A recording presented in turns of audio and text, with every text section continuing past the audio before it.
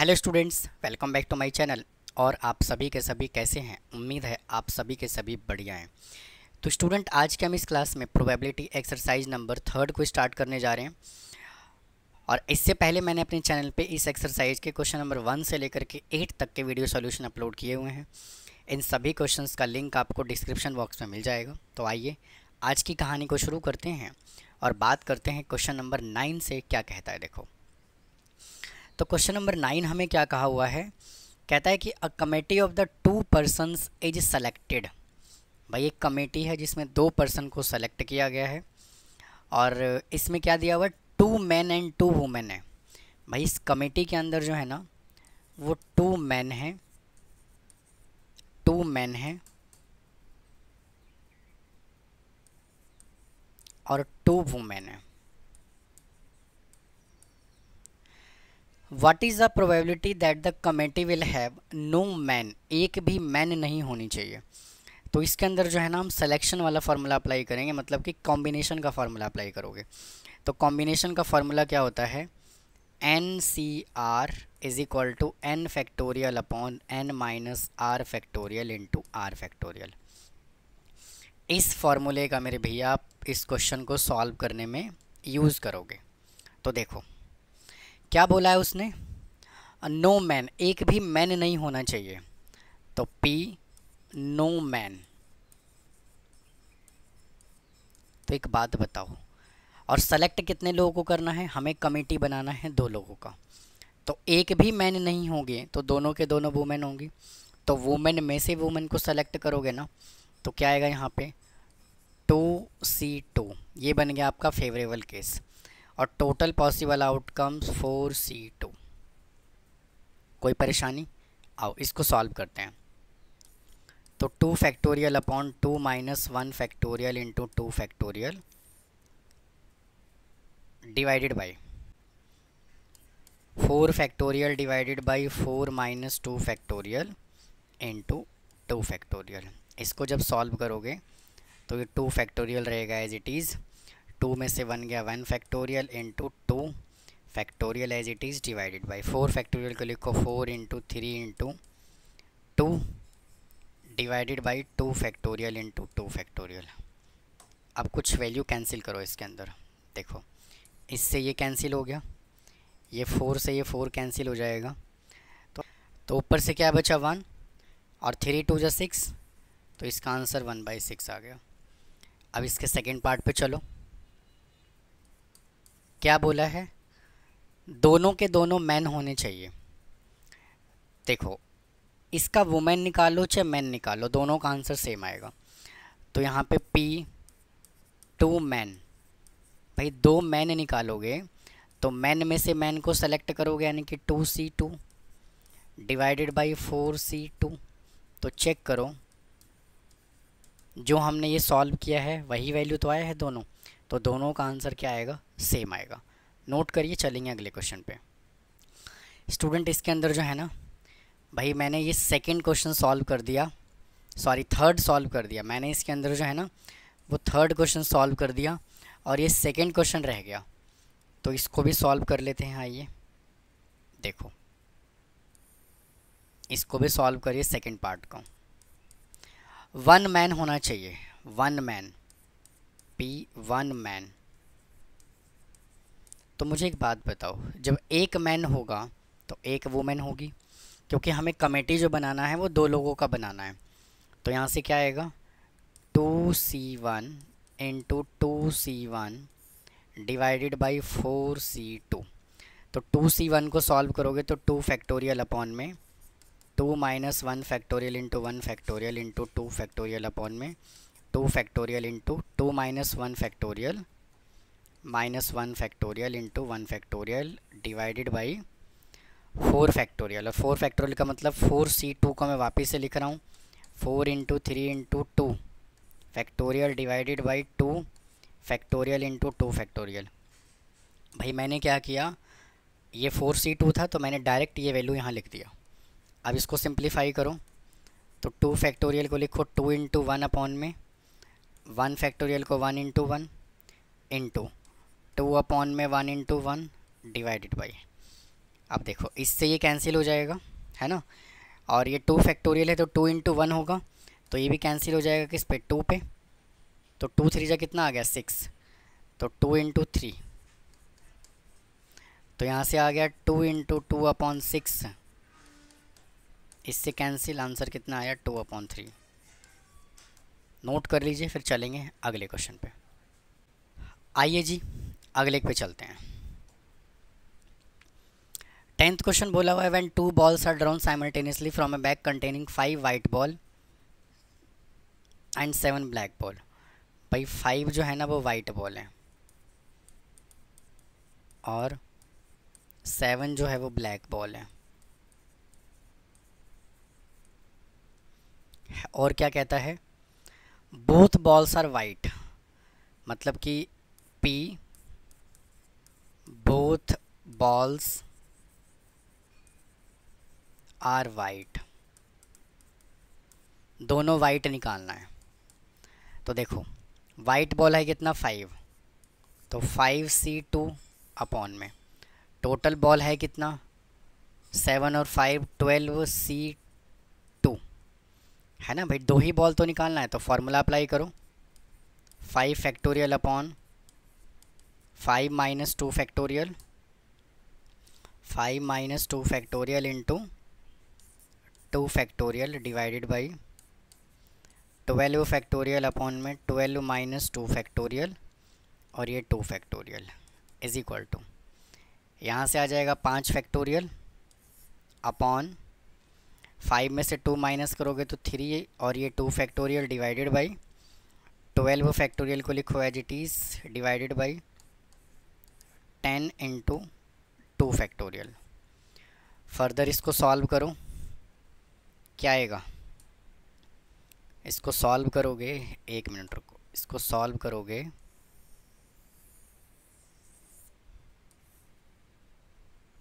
देखिए 5 फैक्टोरियल को 3 तक ओपन करो, तो 5 into 4 into 3 factorial divided by 3 factorial as it is और 2 फैक्टोरियल को 2 इंटू 1 तक ओपन करो, और 12 फैक्टोरियल है तो 12 into 11 into 10 factorial divided by 10 factorial into 2 into 1 is equal to, भाई ये कहानी जो है वो अलग चल रहा है। इसको सिंप्लीफाई करो, 3 से 3 कैंसिल हो गया, 2 से कैंसिल हो गया ये, और 10 से 10 कैंसिल हो गया, ये कैंसिल हो गया 6 पे, तो आ गया 5 इंटू 2 डिवाइडेड बाई 6 इंटू 11, तो ये कैंसिल हो गया 3 पे, तो आंसर कितना आया 5/33। तो एक बार चेक कर लेता हूँ, ठीक है जी। आइए अब चलते हैं इसके सेकेंड पार्ट पे। क्या बोला हुआ इसका second part, 1 ball is white and other is black, तो वाइट टोटल कितना है 5, तो 5C1 into 7C1 divided by 12C2, इसमें फार्मूला अप्लाई करो, तो 5 factorial upon 5 minus 1 factorial into 1 factorial into 7 factorial upon 7 minus 1 factorial into 1 factorial divided by 12C2 है ना। तो देखो अभी अभी मैंने 12C2 को एज इट इज़ लिख दूँ, नीचे वाला भाई एज इट इज़ लिख दूँ, 12 11 into 10, 12 into 11 into 10 factorial upon 10 factorial into 2 into 1 कर देते हैं, तो 5 फैक्टोरियल के लिखो 5 इंटू 4 फैक्टोरियल तक, 4 फैक्टोरियल, फिर यहाँ से आ गया 1 फैक्टोरियल इंटू 7 फैक्टोरियल को लिखो 7 into 6 factorial divided by 6 factorial into 1 factorial divided by, भाई ये 10 से 10 कैंसिल हो गया, इससे कैंसिल हो गया 6 पे, तो यह आ जाएगा 6 इंटू 11, 4 से ये 4 गया, 6 से ये 6 गया, तो 5 इंटू 7 डिवाइडेड बाई 6 इंटू 11, तो जब आप इसको सॉल्व करोगे तो कितना आएगा 35/66। नोट कर लीजिए, चलेंगे फिर अगले क्वेश्चन पे। आइए कहता है if two letters are chosen at the random from the English alphabet find the probability that both are vowels. देखो भाई, टोटल इंग्लिश अल्फ़ाबेट में 26 लेटर होता है, जिसमें से 5 लेटर जो होता है वो वॉवल होता है, और बाकी के जो 21 लेटर होता है वो कॉन्सोनेंट होता है ना। तो हमें क्या बताना है, both are vowel, P both are vowel. तो भाई वॉवल में से वॉवल को सेलेक्ट करोगे तो 5C2 अपॉन में 26C2, इसको सिंप्लीफाई करिए। 5 फैक्टोरियल डिवाइडेड बाई, मैं डायरेक्ट लिख रहा हूँ 3 factorial into 2 factorial divided by 26 factorial को लिख रहा हूँ as it is divided by, इधर लिख रहा हूँ 24 into 2 factorial is equal to 5 को सॉल्व कर रहा हूँ 5 into 4 into 3 factorial divided by 3 factorial into 2 into 1 divided by 26 into 25 into 24 factorial upon में 24 फैक्टोरियल इंटू 2 इंटू 1। इससे ये कैंसिल, इससे ये कैंसिल, इससे ये कैंसिल। अब यहाँ से क्या बचा, इससे ये कैंसिल, तो यहाँ से क्या बच गया 5 इंटू 2